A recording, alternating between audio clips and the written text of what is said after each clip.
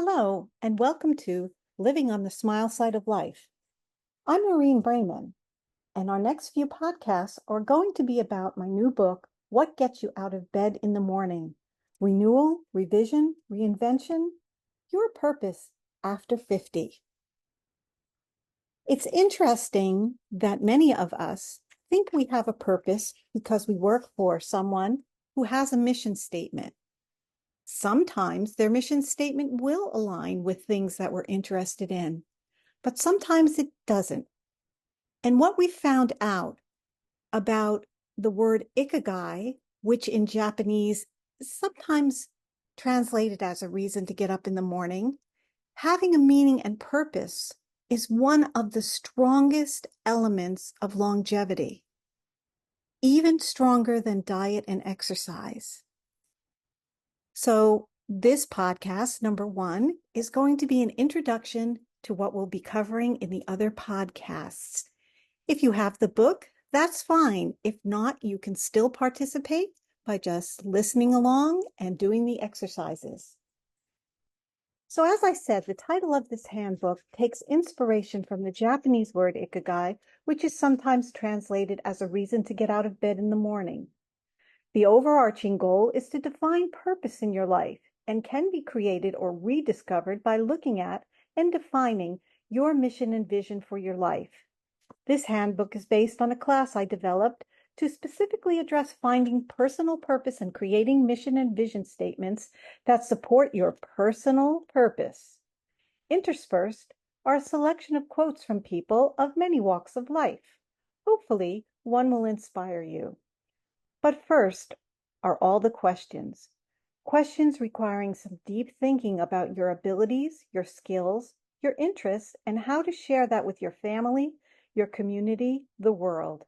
It is work in which you are truly examining your legacy, including what you have done to this point and what you will do in the future. And as people over age 50, this is a vastly different experience than what you would have done years ago.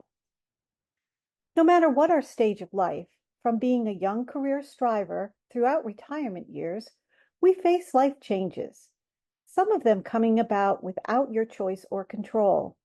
Especially, the journey through midlife and beyond can be an unsettling time. For some, the intense career striving has cooled, or the twists and turns of life may have led to a very different place than originally planned. Feeling adrift may lead to depression during a time most expect to be flourishing. As parts of life slow down and change, it creates the perfect opportunity to re-examine one's sense of meaning and purpose, to create fresh vision for the road that lies ahead. Re-examining and redefining a sense of purpose helps you define or rediscover not only your personal values and goals, but how those values and goals create you, the person, the family member, the world citizen. Having a well thought out personal mission statement at any stage of life provides you with a framework from which you can draw insight.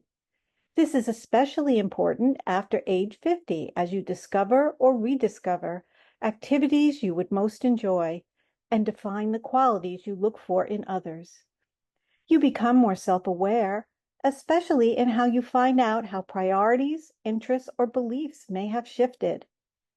This type of contemplation can help you realign your thinking to better keep you working toward your vision of the world, your community, your family, your legacy. So ready? Let's go. The first exercise in this book is to find a watchword for yourself. Watchword is defined as a word or motto that embodies a principle or guide to action of an individual or group. And that's from Merriam-Webster Dictionary. During a class in 2024, the attendees and I discovered a way to inspire ourselves before we started working on actual purpose, mission, and vision statements. We took some time to discuss and think about a special word that had profound meaning in our lives. We encouraged each other to think about it during time before the next class. This exercise was very successful and gave everyone, including me, a concrete point from which we could use to keep us on track. For me, my watchword is joy. After thinking about the many hats I wear, I ask myself, what parts of all my roles gives me joy? And there it was, my watchword. Joy is my guiding star, the center of my heart, and the feeling I want not only for myself, but for those in my classes, my workshops, and my laughter for the health of it work. I even found a photo of one of my grandchildren whose face expresses exactly the joy I am thinking about. Before you move on, I encourage you to not only find your watchword, but to write it in big letters in crayon as a reminder you can return to and smile. Merriam-Webster describes joy as a state of happiness or felicity. So to find your watchword, I've developed an exercise. Finding your watchword can be as easy as something popping into your head like it did for me, or it may take some pondering. A review of your common emotions may help. Answer the questions below. When was the last time you laughed? What caused it, and what emotion did you feel? Laughter sometimes just comes so automatically, we don't even think about it. Here's a time to think about exactly why you laughed. The second question is, when was the last time you cried? What caused it, and what emotion did you feel? Sometimes we think of crying as only a sad emotion, and sometimes that's a little simplistic. Crying can be for happiness, for joy, for relief, for stress management. Think about the last time you cried. What one word would your friends use to describe you? It might be different to the word you would describe yourself as. You may have to ask some of your friends for one word to describe you. Also, in one word, state your life dream, aspiration, or work if money and time were no object. Again, this is the kind of thing that many of us over age 50 may have put off or put aside certain interests, joyful things, working types of jobs, or helping other people. If money was no object, what would you be doing? Pick 3 words to describe yourself. And then, when you've reviewed these questions, write down as many watchwords as come to you in 5 minutes. You may have some things that are emotions, joy, happiness.